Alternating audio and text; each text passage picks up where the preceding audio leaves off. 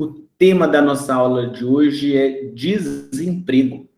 Nós estamos estudando macroeconomia e nós vimos no início do estudo deste tema que uma das atribuições do governo é promover políticas que reduzam o desemprego.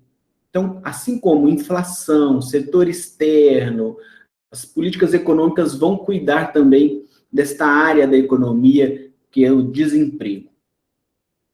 Nós vamos estudar nessa aula os conceitos de desemprego, os tipos de desemprego que podem existir, e é importante a gente entender isso, ter um diagnóstico correto de por que está havendo desemprego, para, sim, sugerir políticas adequadas. Nós vamos também analisar como que o IBGE classifica e faz o cálculo do desemprego no Brasil. Vamos terminar a aula vendo algumas estatísticas sobre este tema. Então, como eu disse, é um tema muito relevante, o governo se preocupa em adotar políticas que vão reduzir o desemprego para o bem-estar da sociedade. Nós vamos usar como referência materiais do Instituto Brasileiro de Geografia e Estatística, o IBGE, que falam sobre o tema, desemprego. Alguns dados do CAGED, que é um banco de dados, um cadastro geral de empregados e desempregados feitos pelo governo. O capítulo 1 da Economia Micro e Macro fala sobre as políticas públicas com o objetivo de reduzir o desemprego. Nós já até usamos esse capítulo em outras aulas. Nós vamos voltar nos tópicos que vão falar sobre o desemprego.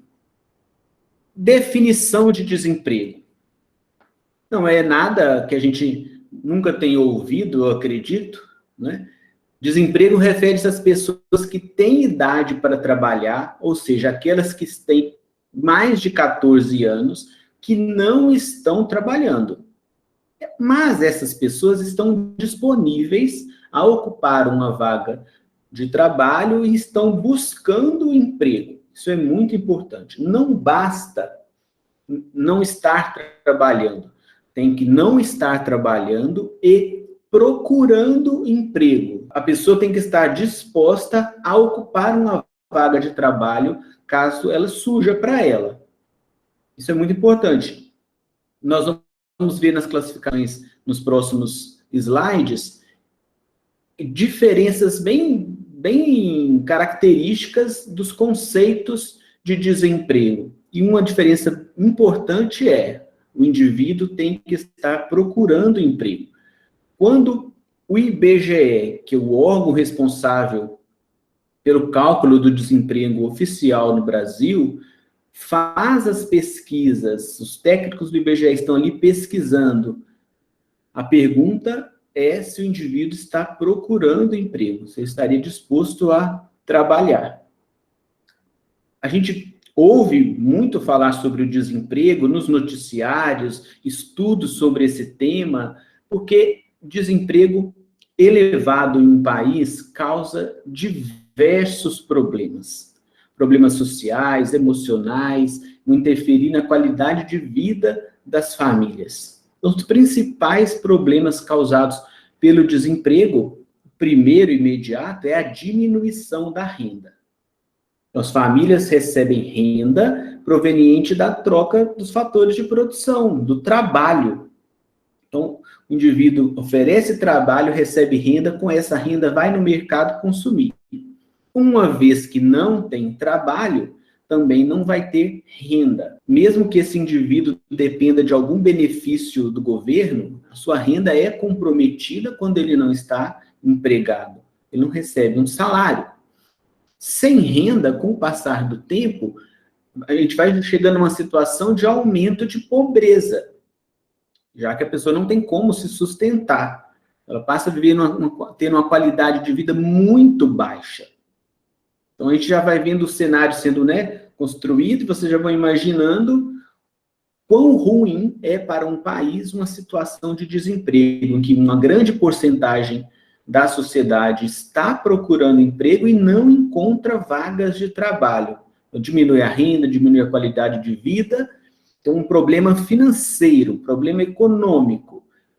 E isso vai levar a problemas psicológicos e problemas sociais.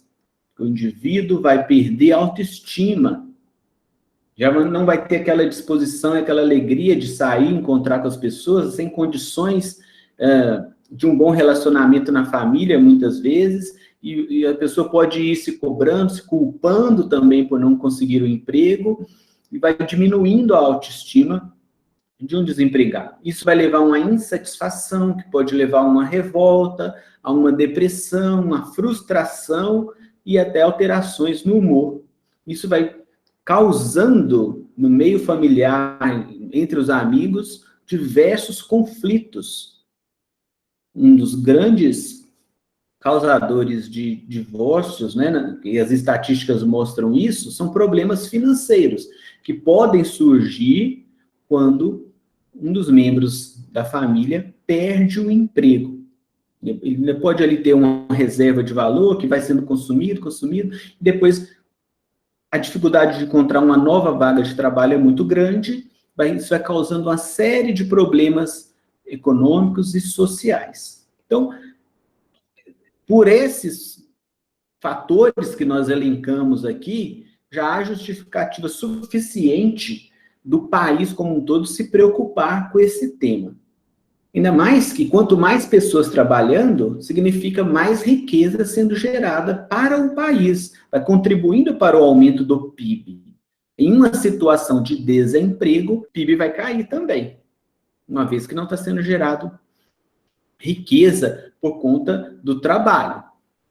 E aí, nós temos agora que detalhar 4 tipos de desemprego que existem em uma economia. Dependendo ali do diagnóstico do tipo de desemprego, as ações, as políticas públicas vão ser específicas para cada um dos tipos de desemprego.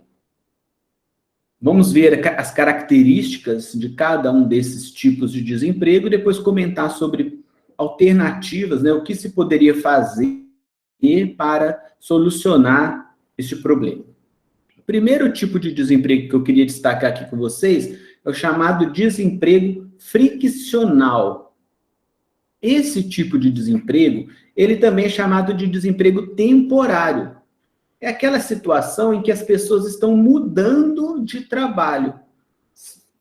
Foram demitidas de um trabalho, estão procurando outro emprego, num intervalo de tempo mais curto.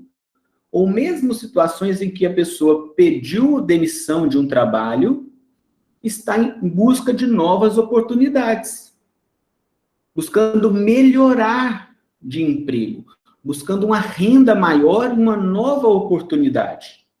Então, esse tipo de desemprego, ele é saudável para a economia, porque mostra as pessoas buscando novas oportunidades. Então, quando o IBGE faz a pesquisa e encontra uma pessoa nessa situação e pergunta se ela está desempregada, se ela está procurando emprego, ela vai responder que sim. Mas se esse indivíduo tiver qualificação, tiver capacidade de inovação, de encontrar uma nova oportunidade, ela vai conseguir um novo emprego. Então, o IBGE faz a pesquisa, a pessoa vai responder que está procurando emprego, mas rapidamente ela vai encontrar uma nova oportunidade. E esse é o chamado desemprego friccional. E aí não há muito o que fazer em termos de políticas efetivas, porque é uma situação natural da sociedade. As pessoas mudarem de trabalho, pode ser até mesmo por mudanças de cidade. Isso pode acontecer porque o indivíduo conseguiu uma qualificação no currículo, um curso superior, uma pós-graduação, e agora ela vai deixar um trabalho mais simples, mais informal, e vai conseguir um novo posto de trabalho. Entenderam? É uma questão temporária e há uma mudança na sociedade em termos de vagas que vão surgindo, as pessoas vão buscando essas novas oportunidades. Para não dizer que não haveria nenhum tipo de política a ser feita, a possibilidade de dar condições para as pessoas estudarem mais, se qualificarem mais, vão buscar postos de trabalho mais qualificados também. Então, esse seria o desemprego friccional. Um segundo tipo de desemprego é o sazonal. Sazonal tem a ver com as estações do ano. No desemprego sazonal, os indicadores vão acompanhar as variações da economia ao longo de um ano. E é muito fácil a gente entender esse tipo de desemprego olhando os exemplos da agricultura, do turismo, onde há oportunidade de trabalho de acordo com a época do ano. Essa semana mesmo eu estava ouvindo o caso de um jovem que não está trabalhando agora, porque na região que ele mora não é mais a época do turismo.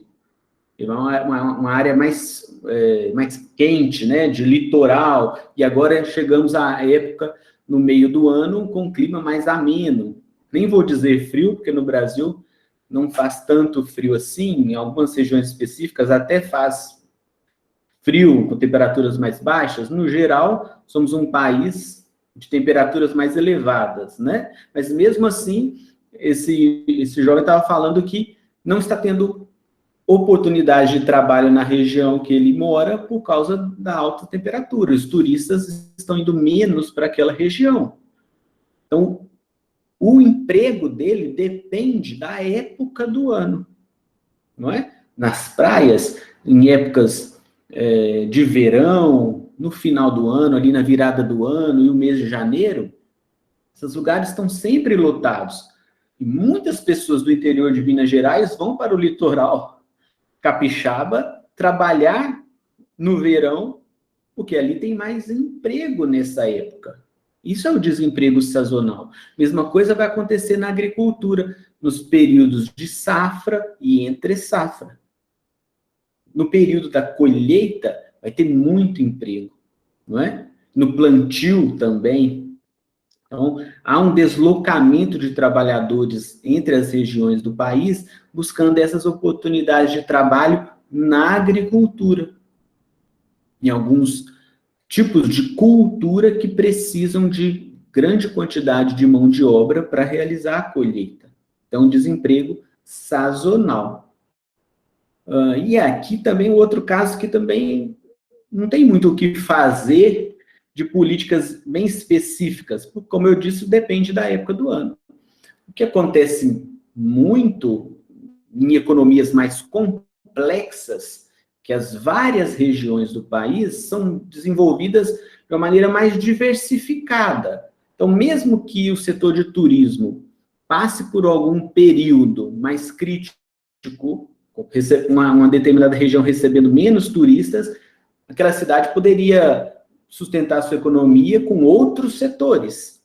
Então, em países mais desenvolvidos, com economias mais complexas, não ficam dependendo de apenas um setor que vai depender da época do ano para ter um desempenho melhor, né? Outros setores vão compensando a baixa atividade econômica em alguns períodos do ano. Um terceiro tipo de desemprego que eu queria mostrar para vocês é o desemprego conjuntural. Este, sim, está diretamente ligado com o nível de atividade econômica, independente da época do ano. O desemprego conjuntural, ele é cíclico, ele vai acompanhar as recessões e as crises econômicas. Ou seja, se a economia está indo bem, a economia aquecida, aquele fluxo circular da renda girando, né, bem rápido, então há geração de riqueza, há necessidade de mais contratações de funcionários, de empregados por parte das empresas. A economia melhora, o índice de desemprego diminui. Só que o inverso vai acontecer também. Em períodos de crise e de recessões, o desemprego vai aumentar. Então, as empresas vão demitindo funcionários porque não há demanda pelos seus produtos. E esses funcionários que foram demitidos vão perder renda e também vão comprar menos itens de outras empresas e essas outras empresas vão demitir também, causando um problema generalizado. E é por isso que a gente vai dizer ali, em épocas de crises econômicas, a gente teve crise econômica em 2008, 2009, crise econômica em 2014, 2015, 2016, com índices de desemprego muito elevado, porque depende do nível de atividade econômica. Esse desemprego conjuntural, ele é involuntário. Se a gente comparar com o friccional, que é um desemprego voluntário, o indivíduo pede demissão e vai procurar outro emprego. Aqui no conjuntural, o trabalhador ele é demitido porque não há demanda, não há atividade econômica que seja suficiente para pagar os funcionários, mantendo os empregados. Ele é involuntário, o trabalhador não queria ser mandado embora. Ele foi mandado porque a economia está em crise. Então, esse é um tipo de desemprego preocupante. Isso afeta a economia. Olha como eu disse agora há pouco. É um desemprego que surge pelo problema econômico e um desemprego que vai causar mais problema econômico. Porque aquele fluxo circular da renda ele vai ser interrompido. Passa a girar no sentido contrário, gerando uma crise econômica. Neste período que a gente está vivendo de pandemia, desde o ano 2020, até agora, meados de 2021, o governo federal criou um programa chamado BEM. Este programa, ele serve como uma espécie de parceria do governo com as empresas. É uma maneira de incentivar as empresas a manter os trabalhadores empregados, permitindo que os trabalhadores tenham uma redução de salário e de jornada de trabalho. E aí a empresa paga parte do salário e o governo complementa o restante. É um tipo de política fiscal expansionista que o governo injeta dinheiro na sociedade, mantendo a renda desses trabalhadores, que em uma situação normal de crise seriam demitidos. Então, este programa BEM é um programa emergencial de manutenção do emprego e da renda. Então, se a empresa faz o acordo com o funcionário de reduzir em 25% a jornada de trabalho e o salário, aí o governo entra pagando esses 25%. Então, tem várias categorias, 25%, 50%, 75%, dependendo do acordo feito com os funcionários, e esse acordo tem que ser avaliado pelos sindicatos de cada categoria, o governo entra complementando o salário. Então, é uma maneira de manter o emprego. Amenizar a crise econômica, no caso, provocado pela pandemia, uma crise econômica que seria potencializada pelo aumento do desemprego. É um programa bem interessante. Vamos ver agora o último tipo de desemprego, que é o desemprego estrutural. Esse tipo de desemprego também ele é preocupante, porém, ao mesmo tempo, é uma oportunidade de novos negócios, de inovações, e esse tipo de desemprego estrutural surge da própria evolução tecnológica de uma sociedade. O desemprego estrutural acontece porque há mais demanda do que oferta de empregos. Tem mais pessoas procurando trabalho do que vagas sendo oferecidas. Podia pensar, claro, isso é o conceito de desemprego? Sim, tem mais demanda do que oferta de empregos. Mas esta diferença entre demanda e oferta é provocada por alterações na tecnologia, por mudanças tecnológicas. E aí empregos vão deixar de existir. Então vamos pensar alguns exemplos. Instalação de caixas eletrônicos nos bancos. Isso já é uma realidade no Brasil já há muitos anos. Isso eliminou diversos postos de trabalho. Pessoas que trabalhavam nas agências bancárias, atendendo clientes lá no caixa tradicional.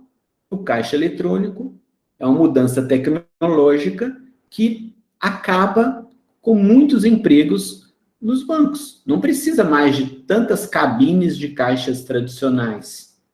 Isso já é uma grande realidade. Até mesmo os caixas eletrônicos já estão sendo substituídos por tecnologias mais modernas. Ainda nesse setor bancário, antigamente o cliente tinha que ir à agência bancária, conversar com o gerente, programar um saque, pegar um talão de cheque. Olha que coisa antiga, né? Depois surge o caixa eletrônico, já elimina um tanto de funcionários, mas o cliente ainda tinha que ir ali conversar com o gerente, gostava de sentar lá na mesinha lá para pegar um empréstimo e conversar e fazer investimentos lá com o gerente do banco. Hoje não precisa mais disso. Porque os clientes têm acesso aos serviços bancários pelos aplicativos. Por isso que os grandes bancos brasileiros estão fechando as agências. Não há necessidade mais de ir a uma agência. Tudo pode ser pago, contratado, um investimento feito pelos aplicativos. Não fica evidente a mudança tecnológica? Uma mudança tecnológica que vai mudar a estrutura do negócio, serviço bancário. Então, aquele emprego do gerente que fica ali atendendo os clientes, ele vai acabar. Outro exemplo, atendentes de telemarketing ou atendentes de serviço ao consumidor. Vai acabar esse serviço sendo feito por pessoas, porque as empresas estão gravando as mensagens e todo o atendimento é feito de maneira com inteligência artificial. Então, a mudança estrutural que vai acabar com vários tipos de emprego. E a inteligência artificial vai praticamente acabar com todos os tipos de emprego. Isso é um caminho sem volta. A gente vê isso no setor jurídico, na área educacional, no comércio, em todos os setores praticamente, né? Na construção civil, usar softwares para agilizar o trabalho. A gente vê isso na agricultura, o tanto que a agricultura tem ganhos de produtividade pelo uso de softwares com inteligência artificial, que prevê épocas de chuva, quantidade de chuva, determina o momento exato do plantio, tudo feito de maneira automatizada. Isso vai eliminando postos de trabalho, né? Nós vimos lá no desemprego sazonal que a agricultura sofre muito com esse tipo de situação, depende muito, né, da colheita, do plantio e tal.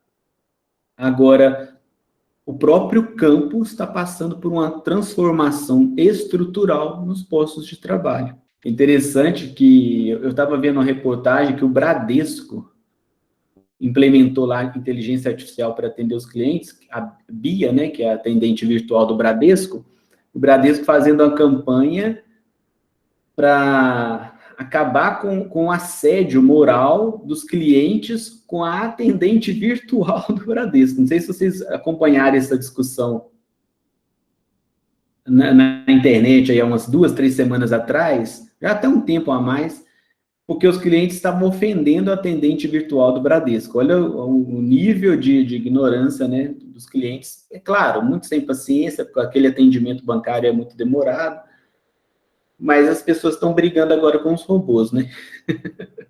Outra coisa que é interessante, eu vi um outro debate sobre essa questão dos robôs, é que vocês percebem o tanto que mudou o relacionamento dos seres humanos com os animais, né? Muitas pessoas tratam os animais como membros da família, comemoram o mêsversário dos pets.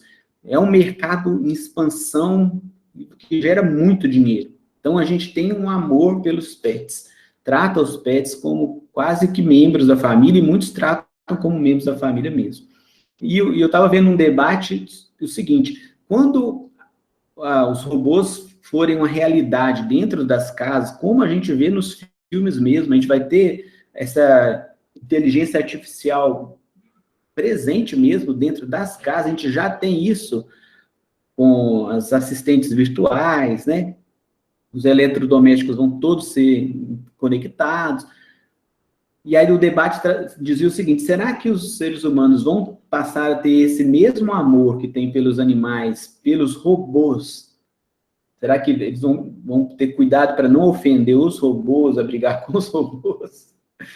Um debate muito interessante, né? Dos robôs terem direitos. Outro dia eu vi uma reportagem também que tem animais processando condomínios. O condomínio, às vezes, não deixa os animais circularem. E a ação judicial está em nome do animal, né? E não vou me espantar se daqui a um tempo os robôs ocuparem os espaços dos animais, né? Vai ser um avanço tecnológico que a gente vai até assustar, né? Daqui para frente. Ok? Então, desemprego estrutural tem a ver com mudanças tecnológicas. O que as pessoas têm que ficar ligadas, então, com relação ao desemprego estrutural? É buscar a qualificação da mão de obra. Começar a estudar temas que estão em voga no momento, em alta no debate, qual a tecnologia de ponta do momento e identificar setores que vão sim sumir do mapa, como muitos tipos de profissões já sumiram.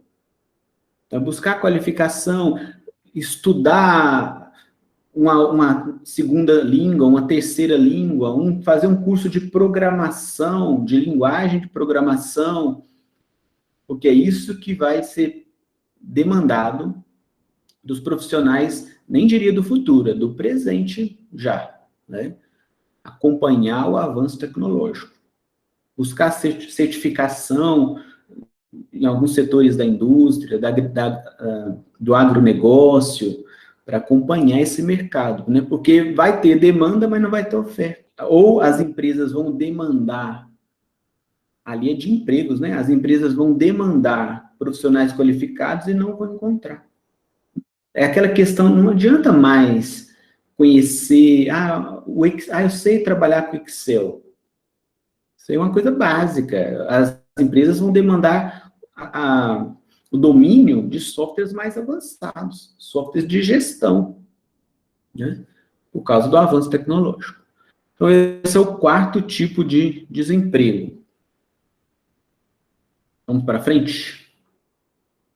Agora, eu queria mostrar para vocês como é feita a divisão do mercado de trabalho em termos da pesquisa do IBGE. O IBGE faz a pesquisa de desemprego no Brasil, mas ele tem algumas definições bem específicas.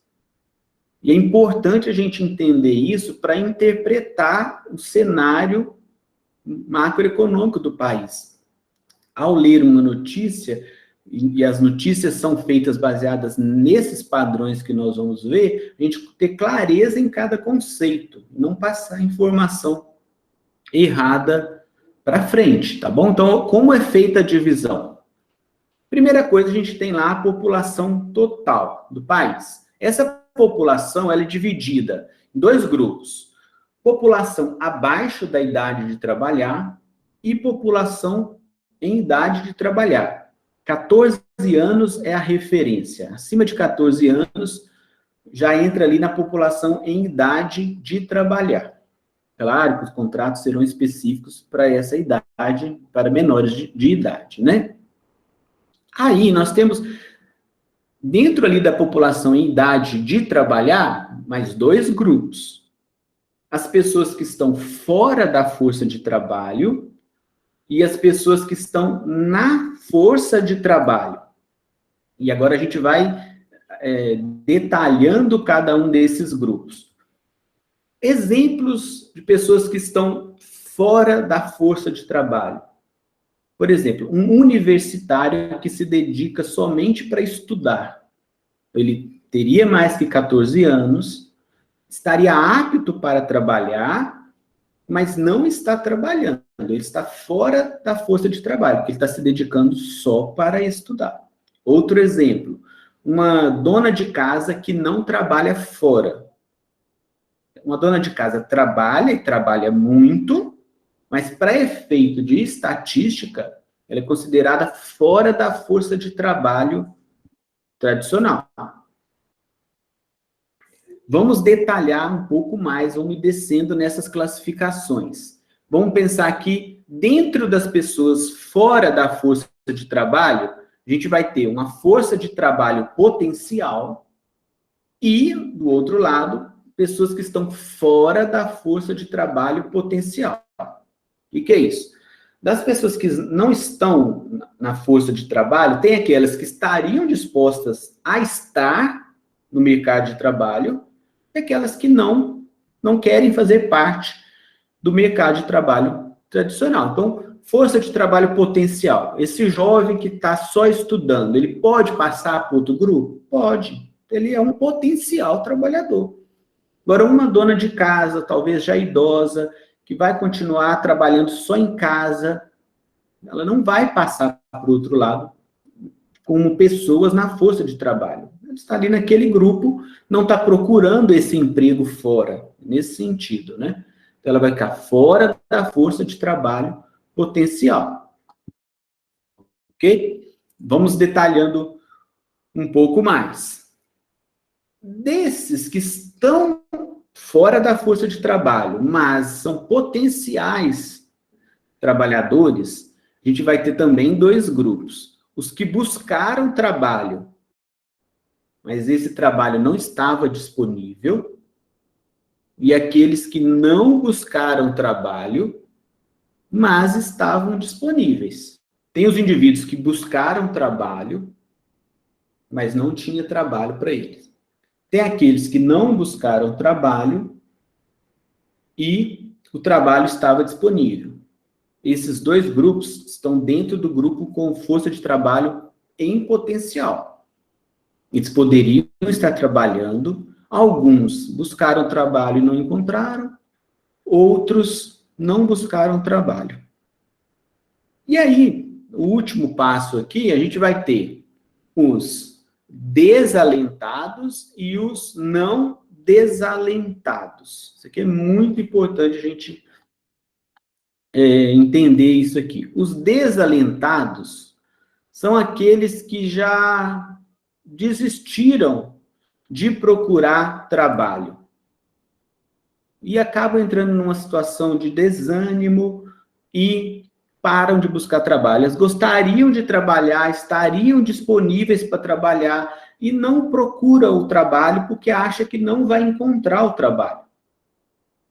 Então, é aquele indivíduo, talvez, que numa capital já não tem ânimo para se deslocar, atravessar a cidade, para entregar currículo, porque o que ele vai gastar nesse transporte, nesse deslocamento, não compensa ele ir buscar um trabalho e ter mais uma frustração de não encontrar o trabalho. São os desalentados. Eles não encontram trabalho perto de casa, não conseguem um trabalho adequado para suas qualificações, às vezes não quer se sujeitar a um trabalho inferior, que ele considere inferior, e ele já perde o ânimo de procurar trabalho. É os desalentados. Que essa categoria aumenta muito de tamanho em períodos de crise. As pessoas procuram emprego, não encontram, perde o estímulo, ficam desanimadas, às vezes não tem uma experiência de trabalho, chega com currículo sem experiência, ninguém contrata, porque as empresas querem pessoas com experiência, as pessoas não querem, as empresas não querem investir recursos no treinamento dos funcionários, muitas vezes, e esse indivíduo vai perdendo o ânimo de trabalhar. A última estimativa do IBGE sobre o número de desalentados no Brasil é que esse número estava em torno de 6 milhões de pessoas, dados do primeiro trimestre de 2021. 6 milhões de pessoas. Vamos agora para o outro lado ali, das pessoas que estão na força de trabalho, em azul. aqui na esquerda. Dentro desse grupo, nós vamos ter os ocupados e os desocupados. É este item aqui, desocupados, que se refere à taxa de desemprego do país. A taxa de desemprego é calculado pegando o número de desocupados dividido pelo número de pessoas que estão na força de trabalho. Essa é uma confusão que muitas pessoas fazem. Quando é divulgada a taxa de desemprego e ela está lá em 14%, não é 14% da população total, não é. É que seria um número muito maior se fosse, né? É 14% das pessoas que estão na força de trabalho, mas, na verdade, esses 14% é o que estão na força de trabalho e não está trabalhando, são os desocupados, né? Essa divisão dos desocupados pelo total da força de trabalho vai dar taxa de desocupados, que a gente diz taxa de desemprego. Então, os desalentados, eles não fazem parte da taxa de desemprego. É um cálculo separado, porque os desalentados são pessoas que não estão na força de trabalho. Essa divisão é muito importante. Entre os ocupados, a gente vai ter uma outra situação curiosa. Aqueles que estão ocupados e que trabalham a quantidade de horas suficiente, 40 horas semanais. Está ok, seria a melhor situação para a estatística. O IBGE sai perguntando, você está ocupado? Sim. Você trabalha 40 horas semanais? Sim. Vai entrar ali.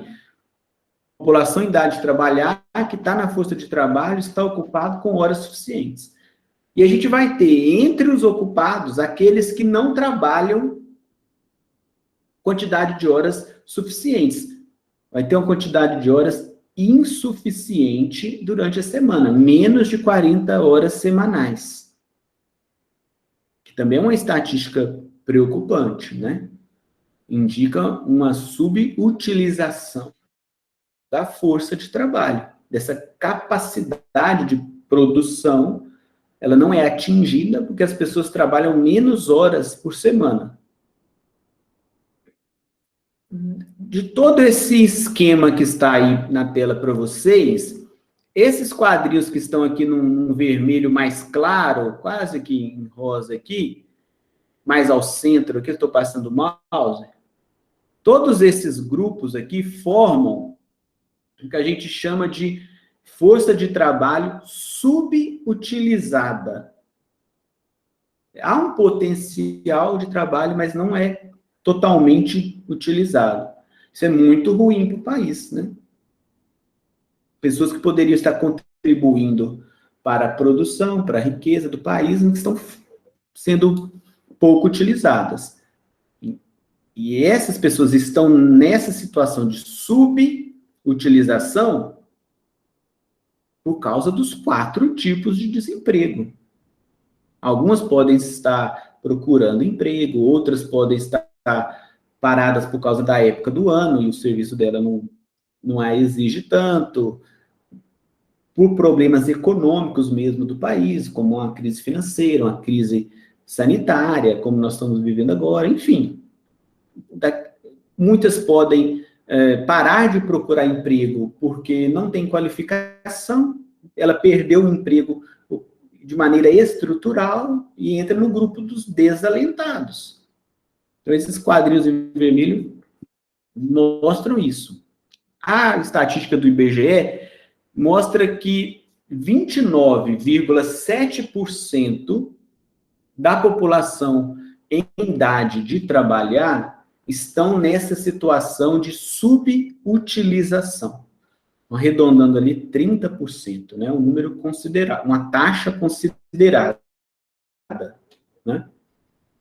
O total de desocupados, pela última pesquisa do IBGE, o IBGE divulga dados de desemprego a cada trimestre. o último resultado divulgado pelo IBGE dos desocupados era de 14,8 milhões de pessoas. Isso dá 14,7% de taxa de desemprego. Lembra que não é da população, é da população em idade de trabalhar, né? Algumas taxas de desocupação agora por região. Então, o Brasil está com 14,7% de desempregados, região norte, 14,8%, nordeste, 18,6%, é a região com maior taxa de desemprego, sudeste, 15,2%, sul, 8,5%, a melhor região do país, centro-oeste, 12,5% de taxa de desemprego. Os desalentados, né, nós já comentamos ali também, em torno de 6 milhões de desalentados. Quando esse número começa a aumentar, é mais preocupante até do que os desocupados, porque são pessoas que já desistiram de voltar a fazer parte do mercado de trabalho. E aí aqueles problemas de autoestima, de alteração de humor, muitas famílias vivem situações de violência doméstica por causa dos problemas econômicos, financeiros, isso é terrível, causa muitos problemas às famílias, e é triste quando essa taxa começa a aumentar demais. O país entra numa crise, e é por isso que os governos são cobrados a interferir no mercado, porque as pessoas vão perdendo renda. Então, esse programa mesmo, o BEM, né, que eu mostrei para vocês, é colocado em prática para solucionar um problema emergencial, como o próprio nome diz. A taxa de desemprego aumentando tanto, para evitar um problema maior, o governo tem que fazer uma política fiscal, está interferindo na economia, né? Vou mostrar aqui para vocês, para finalizar, algumas estatísticas, né, sobre desemprego no Brasil. Aqui é a taxa de desemprego, primeiro trimestre de 2012 a primeiro trimestre de 2021, em porcentagem. Então, a gente tinha aqui de 2012 até início de 2015, uma taxa de desemprego em torno de 8%, alguns trimestres chegando a 7%. 2014 teve a reeleição da Dilma, ainda em 2015, ainda em 2014, para ser mais exato, já começaram os debates para o impeachment da Dilma. 2015 foi um ano que a gente teve muitas manifestações, talvez vocês vão lembrar, os debates sobre impeachment, abre o processo de impeachment, o Brasil viveu uma crise econômica muito grande nesse período, fruto lá das políticas do governo Dilma, né? E aí o desemprego começa a subir muito no Brasil. Aí em 2015 a gente já tem uma taxa de desemprego maior que 9%, 2016 já chega a 12%, 2017 bate o recorde, quase 14%. E depois, reparem, não sei se vocês podem ver com facilidade aqui, ó, segundo trimestre de 2017. Não, primeiro trimestre de 2017, que pertinho de 14%.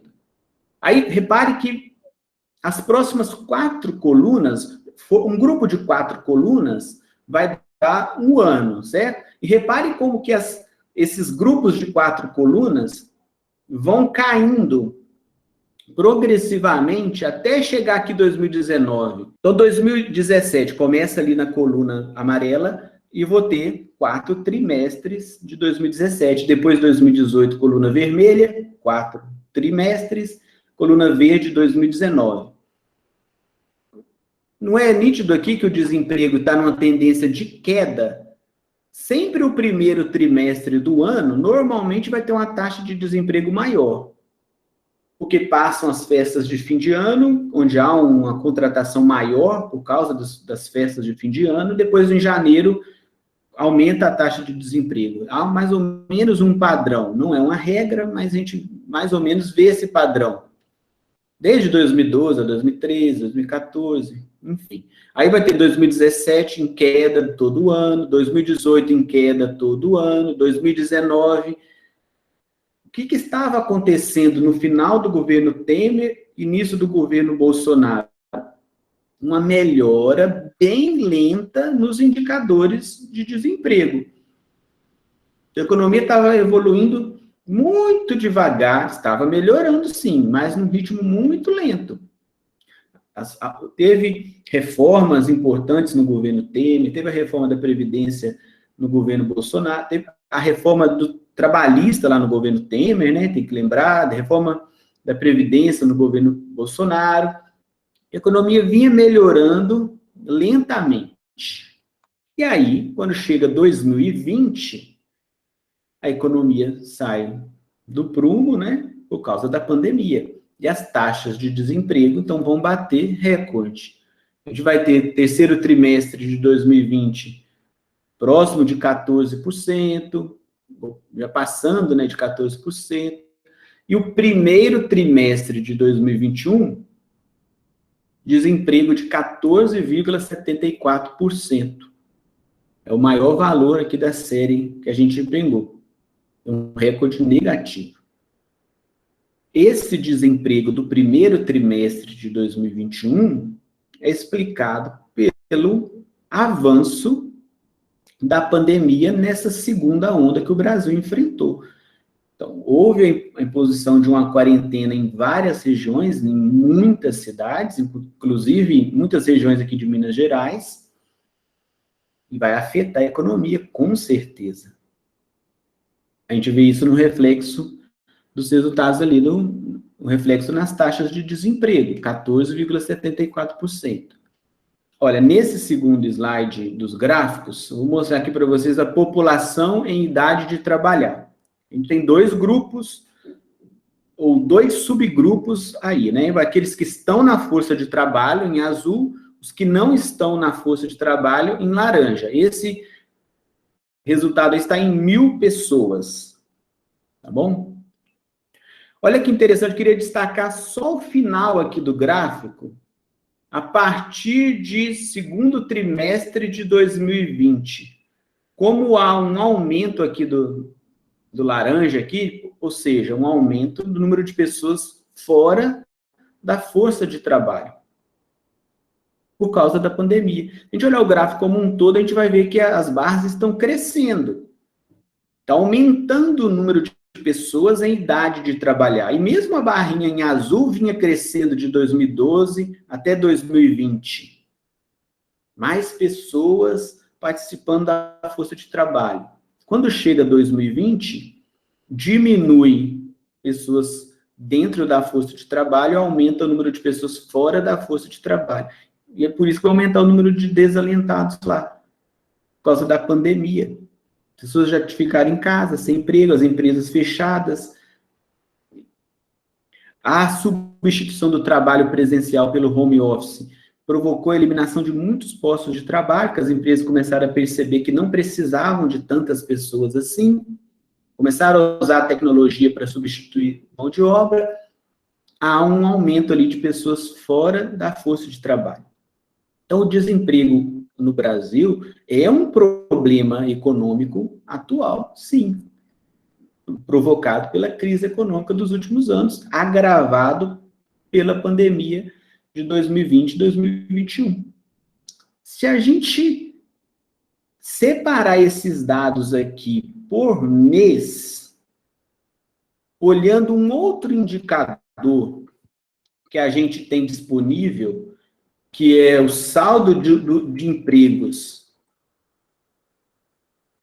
divulgado pelo CAGED, que é esse cadastro de empregados e desempregados, divulgado pelo governo federal, a gente vai ver que nos últimos meses aqui de 2020, a partir de meados de 2020, de pegar aqui julho de 2020, agosto, a gente vê um aumento no saldo, ó, vendo aqui no meio, julho de 2020, um aumento no saldo de empregos. Lá, se a gente voltar aos primeiros meses ali de 2020, é tudo negativo, por causa da pandemia. Então, a cada mês, teve mais desempregados do que empregados. Março, abril, maio de 2020. Ok. Mas a partir de julho, a gente começa a ter uma melhora no cenário de geração de empregos no Brasil. Que as economias voltam a abrir, né? Cada cidade vai terminando ali suas quarentenas e vai flexibilizando, há uma pressão muito grande para flexibilizar, as empresas voltam a contratar. Então, há uma melhora nesses resultados em 2020. O resultado negativo aqui em dezembro, depois 2 meses muito bons, em janeiro e fevereiro de 2021, um saldo aqui de quase 400 mil empregos, né? Isso é ótimo, a geração de emprego. Só que aí a gente vai ver, março de 2021 e abril de 2021, resultados positivos, com saldos de emprego, porém piores do que o início do ano. Então, março e abril foi pior do que janeiro e fevereiro. Novamente, a explicação, a implementação da quarentena por causa da pandemia. Quer dizer que não deveria ter tido quarentena? Não. O problema da economia brasileira não é a quarentena. Acreditar nesse discurso é perder tempo. O problema não é a quarentena. O problema da economia brasileira é a pandemia. Enquanto não resolver a pandemia, não vai recuperar a economia, como está acontecendo já em outros países. Então, enquanto não vacinar todo mundo e as pessoas puderem trabalhar tranquilamente, se deslocarem, voltarem a participar de eventos públicos, economia girar, com as pessoas se sentindo seguras, a economia não vai recuperar. Então, o debate ficou quarentena ou não quarentena? Quem fez quarentena, quem não fez quarentena? O governo federal falando, eu não fechei nada, não fechei nada. E os governos estaduais preocupados, querendo fazer quarentena. E os municipais também. A gente vê isso no reflexo do emprego. Quanto mais atrasar a vacinação, mais vai atrasar a recuperação econômica. Porque o indivíduo pensa, eu não vou sair para gastar a renda, depois tem uma quarentena de novo e talvez ele vai perder o emprego, vai perder uma reserva de valores que ele tenha, ele não sai, não gasta, aí a economia não desenvolve. Agora, se o indivíduo está vacinado, está tendo demanda na empresa dele, ele vai com mais confiança e topa ir no mercado gastar. Então, o indicador consumo das famílias, prestação de serviços, é o pior indicador do PIB brasileiro. As pessoas não estão confiantes ainda. Estão ganhando essa confiança muito aos poucos, à medida que a vacinação vai avançando. Então, tem que cobrar dos governantes a vacinação. É isso que vai resolver o problema econômico de imediato aqui em 2021. Esse saldo do CAGED, só para dar valores anuais para vocês, ali aqueles 120.935 vagas de emprego é o saldo de abril, né? De janeiro a abril foram gerados 957.889 postos de trabalho. Ou seja, um saldo mais empregados do que desempregados. Então, esse é um número muito bom, né? A economia está desenvolvendo, mas, como eu disse, muito devagar. Outra coisa que eu queria falar sobre o CAGED, para a gente finalizar aqui, é o seguinte. E a gente tem que ter muita atenção o que é divulgado pelo governo para a gente não ser enganado. Este governo atual, ele tem um péssimo hábito de mentir descaradamente, né? E eles fazem isso com essa essas informações do CAGED. A gente tem que ter um senso crítico aqui. E isso não é só desse governo, acho que políticos em geral mentem compulsoriamente, né? Mas é o seguinte, presta atenção, que nós estamos nos formando técnicos, né? Assim, técnicos no sentido de ter uma especialidade, vocês vão ser contadores, administradores, então a gente tem que ter esse senso mais crítico. E eu vou explicar por quê. Vou explicar primeiro o erro, depois eu vou explicar o certo. O governo federal chega agora e divulga essa notícia lá no site do próprio CAGED, no site de comunicação do governo, esse saldo de 120 mil novos empregos, 957 mil empregos desde janeiro, números muito bons. Mas o pesquisador, o leitor mais atento, vai se perguntar, esse resultado de 2021, ele é que tanto melhor que 2020, 2019, para tirar uma conclusão, será que esse governo está fazendo tantas coisas a mais assim para gerar mais emprego? Então, eu tenho que ter uma base de comparação com esse indicador do CAGED nos anos anteriores. É assim que a gente vai comparar.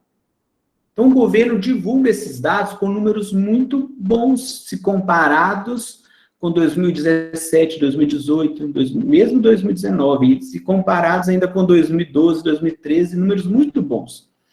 E aqui dá para comparar, porque é saldo, né? É o número de contratados menos o número de demitidos. Então, é saldo. Eu posso comparar isso aqui voltando anos e anos na série histórica.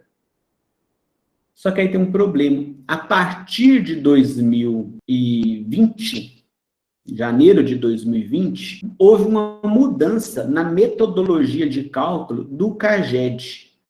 E foi acrescentado neste cálculo aí informações puxadas do e-social e do empregador web. O empregador web faz o registro de pedidos de seguro-desemprego. Então, a base de dados antiga do CAGED foi adicionada mais duas bases de dados, do e-social e do empregador web, inflando, aumentando os resultados. Então, a gente não pode comparar os resultados de 2020 com os de 2019, inclusive, muito menos com os dos outros anos. Na verdade, né, não importa. A gente não pode comparar anos anteriores com os resultados de 2020 para frente, porque são bases de dados diferentes. Então, quando a gente vê o governo federal publicando notícias e os ministros, o próprio presidente, enaltecendo os resultados do CAGED, comparando com governos anteriores, a gente não precisa nem considerar, porque não tem base de comparação. São bancos de dados diferentes. É claro que vai dar maior. Foram incluídos ali mais 2 bancos de dados. Né? Tá? Então, a gente vai ter agora, a partir de 2020, uma nova série histórica. Aí eu posso comparar 2021 com 2020 e dizer se houve uma melhora ou uma piora. Aqui está mostrando que houve uma melhora. Ok, é honesto essa análise. Comparar com anos anteriores, atrás de 2020, não é possível. Essa mudança aí vai gerar um impacto nas análises, né? Quem mudou essa metodologia foi o Ministério da Economia. E eu não critico a mudança. Provavelmente faz mais sentido incluir os resultados do e-social, que é uma base de dados que as empresas obrigatoriamente têm que preencher. Então, eu diria assim, a mudança no CAGED foi para melhor. Agora eu tenho uma metodologia mais abrangente. Ok. Mas não quer dizer que eu possa comparar essa metodologia com os anos anteriores e trazer mérito ao governo por causa disso. Entendeu? Não quer dizer que os números melhoraram porque o governo fez mais coisa, mas porque a base de dados aumentou. Ok? E um governo pode até ter feito políticas, e fez. Não estou tirando o mérito das políticas. Estou criticando a mentira na hora de divulgar os resultados. É isso que eu estou criticando. Pessoal, vou encerrando a nossa aula de hoje por aqui. Nós falamos sobre desemprego, vimos 4 tipos de desemprego e o que o governo poderia fazer em cada uma das situações. Nós vimos a metodologia do IBGE para classificar as nomenclaturas deste tema desemprego, deixando bem claro o que são os desocupados, os desalentados, quem faz parte ou não da força de trabalho. Finalzinho aqui a gente viu algumas estatísticas sobre o desemprego no Brasil, que é um problema atual, preocupante. Os números estão melhorando, mas num ritmo ainda muito lento. Eu acredito que a economia vai deslanchar de vez no Brasil quando a pandemia for acabando por causa do aumento da vacinação e as pessoas vão tendo mais confiança para ir ao mercado, para consumir, para gastar a sua renda, sem uma preocupação de um desemprego a qualquer momento.